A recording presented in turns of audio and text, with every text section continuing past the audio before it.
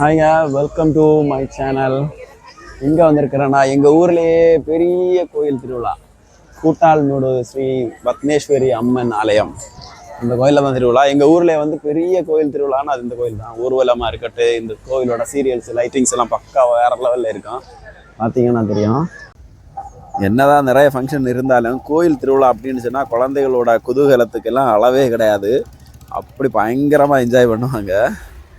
அதாவது அந்த ரோட்டோட அந்த மெயின் ரோட்டோட ரெண்டு பக்கமுமே பயங்கரமாக அலங்காரம் பண்ணியிருக்கோம் பாருங்க. சீரியல்ஸு, அப்புறம் டெக்கரேஷன் எஃபெக்ட் எல்லாம் போட்டு வேறு லெவலில் செட் பண்ணியிருப்பாங்க. அதுவே ரொம்ப தூரம், கிட்டத்தட்ட எப்படியும் ஒரு கிலோமீட்டர் பக்கத்தில் டெக்கரேட் பண்ணியிருப்பாங்க.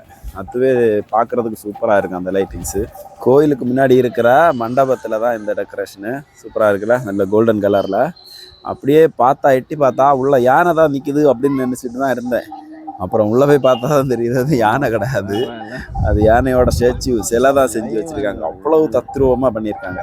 இது கோயிலோட என்ட்ரன்ஸ்.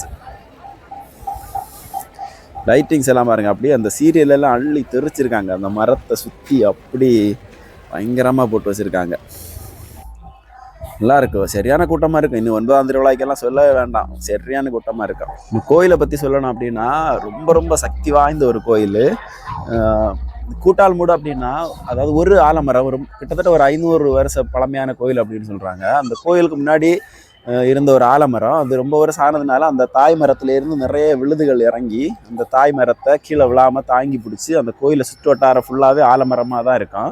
ஆனால் அது ஒரு மரத்துலேருந்து வந்த விழுதுகள், அதுக்கு கீழே தான் அந்த கோயிலே இருக்கும். அதுதான் அந்த கோயிலோட இதுன்னு பேருக்கு ஒரு காரணம் அப்படின்னு சொல்கிறாங்க. அதாவது கூட்டால்மூடு அப்படின்னு கூட்டாக சேர்ந்துருக்கிற ஆலமரம்.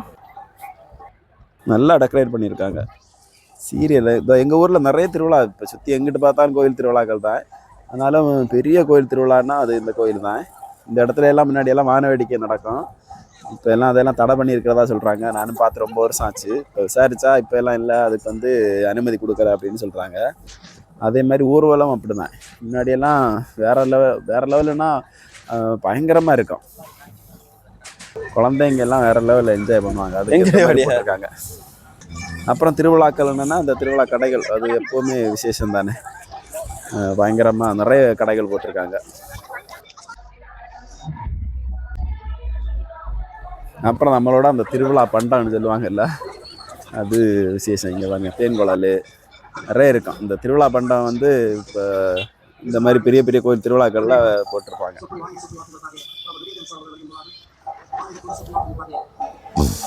அப்படியே கடையில் போயிட்டு உட்காந்து பானிபூரி சாப்பிட்டாச்சு.